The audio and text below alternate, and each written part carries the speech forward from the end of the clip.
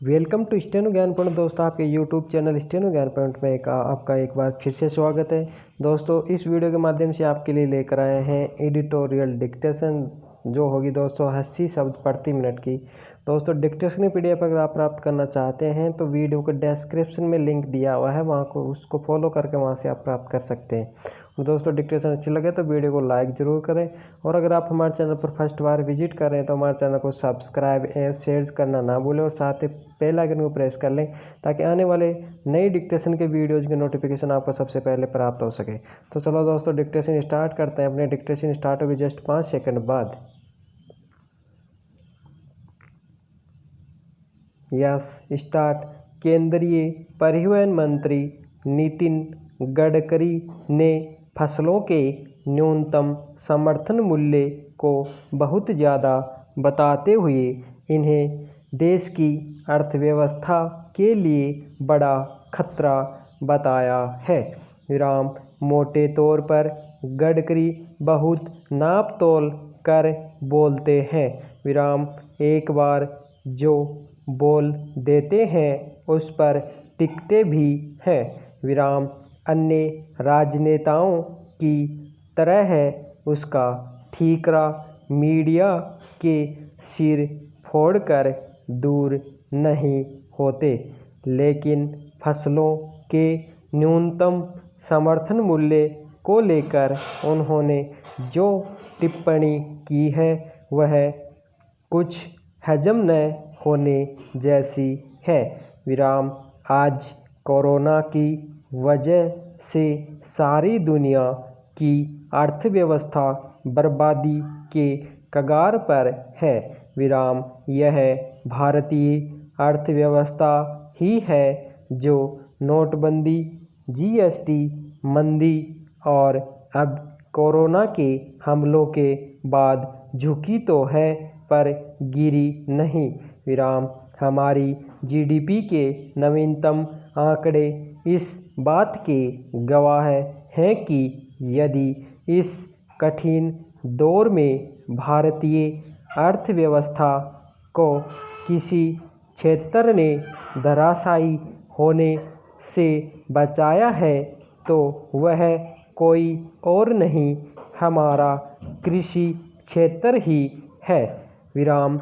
जब और सारे क्षेत्र मंदी के शिकार होकर नकारात्मक वृद्धि की ओर बढ़ रहे हैं, तब कृषि क्षेत्र ही है जिसने देश की अर्थव्यवस्था को लगभग 6% की वृद्धि दर दी है।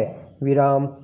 नितिन गडकरी ने जो कहा उसका क्या आधार और क्या मायने हैं यह तो वे ही जाने, लेकिन इससे एक महत्वपूर्ण बात यह भी निकल कर आती है कि कहीं न कहीं केंद्र सरकार के मंत्रियों और उसके निर्णयों में संवादहीनता की स्थिति जरूर है।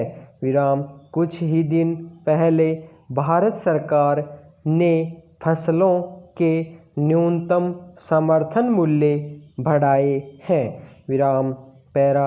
जिस दिन न्यूनतम समर्थन मूल्य बढ़ाए गए उस दिन की प्रेस कॉन्फ्रेंस में कृषि मंत्री और सूचना प्रसारण मंत्री के साथ परिवहन मंत्री नितिन गडकरी भी मौजूद थे। विराम। तब फिर अचानक क्या हुआ कि अब गडकरी को ऐसा बोलना पड़ा जिसकी प्रतिक्रिया देश के कृषि क्षेत्र की ओर से आना लाजिमी है। विराम। ऐसे में अगर कृषि मंत्री को भी किसानों के पक्ष में खड़ा होना पड़ा तो निश्चय ही गडकरी के लिए स्थिति बहुत ही असहज होगी। विराम। यह इसलिए भी कि भारत कृषि प्रधान देश है और औद्योगिकरण के तमाम प्रयासों के बावजूद अब भी हमारी 60 से 65% आबादी इसी क्षेत्र पर निर्भर है। विराम। आज भी भारत में अनाज के भंडार भरे हैं और नई फसल भी बम्पर है। विराम। किसी अन्य क्षेत्र के मुकाबले कृषि में ही हम सही मायने में आत्मनिर्भर हैं। विराम।